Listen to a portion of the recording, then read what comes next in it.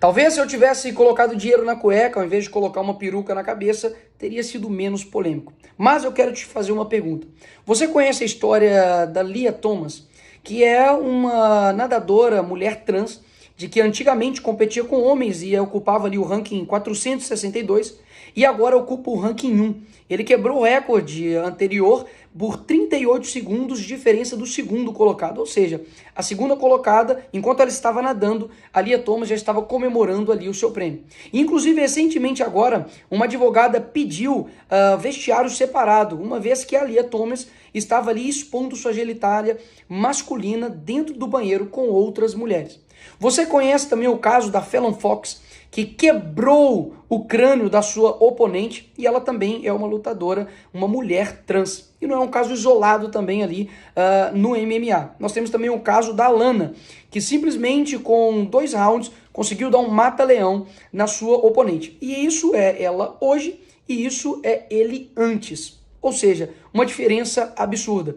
E por fim, o caso também do pivô da Gabrielle Ludwig, que também é um transexual de 50 anos, que nada mais, nada menos, entrou ali para poder competir uma competição de basquete da Califórnia com garotas. E dá só uma olhada aí na diferença de tamanho e biológica em todas elas. E isso não é exclusivo do mundo dos esportes. Nós temos, por exemplo, a Caitlyn Jenner, que antigamente ele era assim e agora está dessa forma.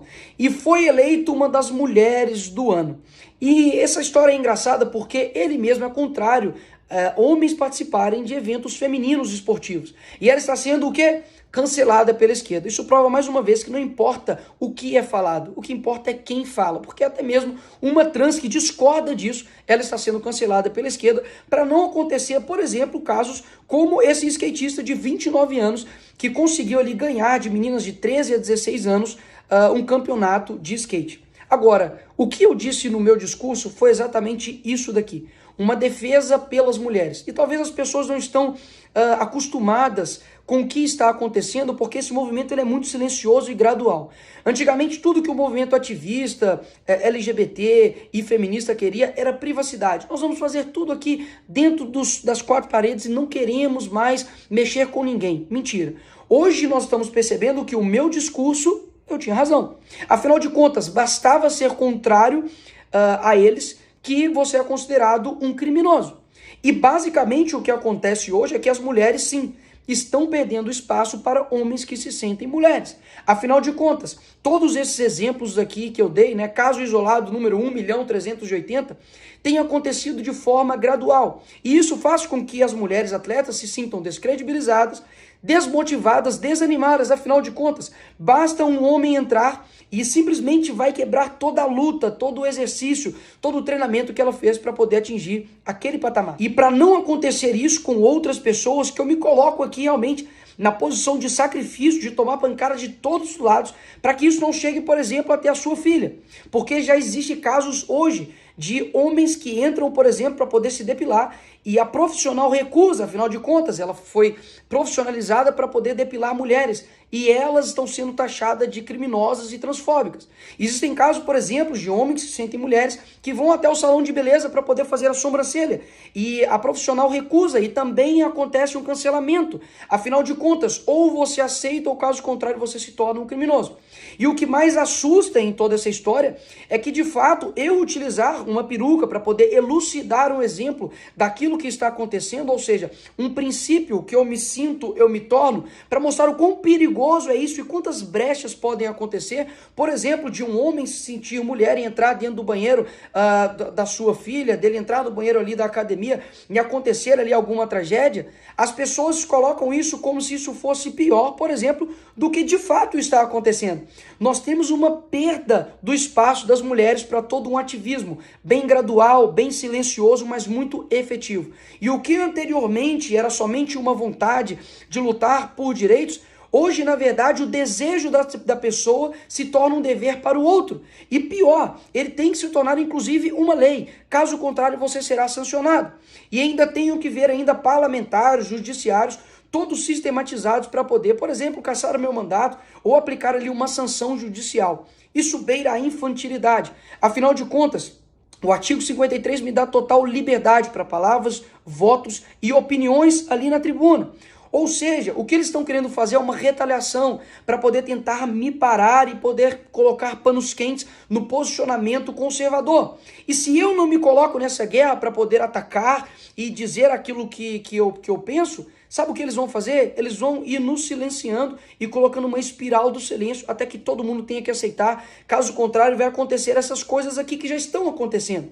Confeitaria condenada a pagar 336 mil por se recusar a fazer bolo em apoio ao casamento gay. Aqui no Rio de Janeiro, um pastor é acusado de homofobia por se recusar a fazer casamento. Nos Estados Unidos, a justiça determina que fotógrafa cristã não pode recusar casamento gay. Justiça obriga designer cristã a fazer sites de casamento gay. Todos os outros movimentos que já passaram anteriormente na humanidade, nunca, nenhum deles quiseram a aprovação de todos. Mas o ativismo LGBT, e repito aqui, é o ativismo mais persecutório que existe. Ou você concorda, ou caso contrário, você deve ir para a cadeia. Cadeia que, inclusive, não pode abrigar menores que cometem estupro, latrocínio, roubo, mas pode abrigar um deputado que está no seu exercício. E quanto aos parlamentares que querem aí ganhar os seus likes, a sua fama em cima do que aconteceu, para pensar em quem de fato defende a liberdade. Eu fui atacado, por exemplo, de pedófilo publicamente por parlamentar que está dentro desse Congresso.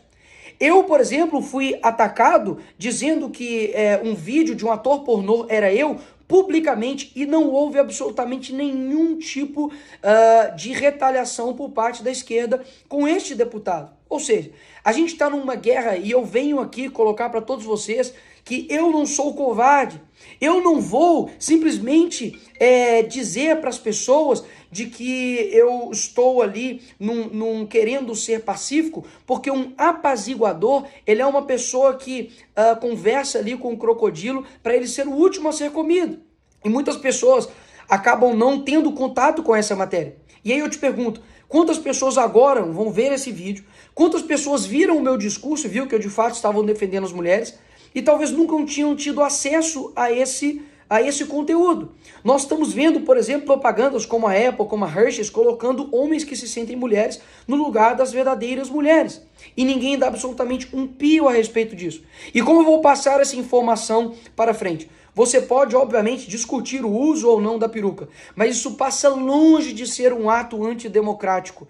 Até mesmo porque naquele ali plenário, pessoas, por exemplo, já utilizaram foguetes, né, que soltam ali papéis picados, deputadas, por exemplo, que já usaram o plenário para poder discursar um poema feminista e dizer que ela é uma mulher e ela é puta. Ou seja, na verdade o que está acontecendo é uma supressão de poucos, é uma indignação seletiva. E por que a esquerda está completamente desesperada com o que eu disse? Não foi por conta da peruca, meus amigos. Foi por conta realmente do conteúdo, porque eu trouxe às claras tudo aquilo que está literalmente acontecendo. E o entendimento que nós estamos em uma guerra, quando você entra para ela, não é para você sobreviver. Uma guerra não é para você tomar menos tiros e machucar menos. É para você enfrentar. É para você ter uma missão e cumpri-la e vencê-la. Então, se for necessário passar por processos desgastantes de sacrifício para que as pessoas entendam o que nós estamos dizendo, sem simplesmente focar na forma, mas no conteúdo, eis-me aqui. Eu serei a pessoa que irei fazer isso. Vai precisar de muito mais pressão, de muito mais retaliação para eu poder sentir isso aqui, ó, um pouquinho, realmente, para poder me balançar, para que eu deixe de defender a verdade. E agora, nesse fim aqui desse vídeo, eu te peço simplesmente duas coisas. Primeiro, para que você envie esse vídeo para as pessoas que focaram na narrativa histeria coletiva da esquerda com relação a uma peruca. E segundo, para que você agora pense, será que usar uma peruca é maior ou menor do que tudo isso?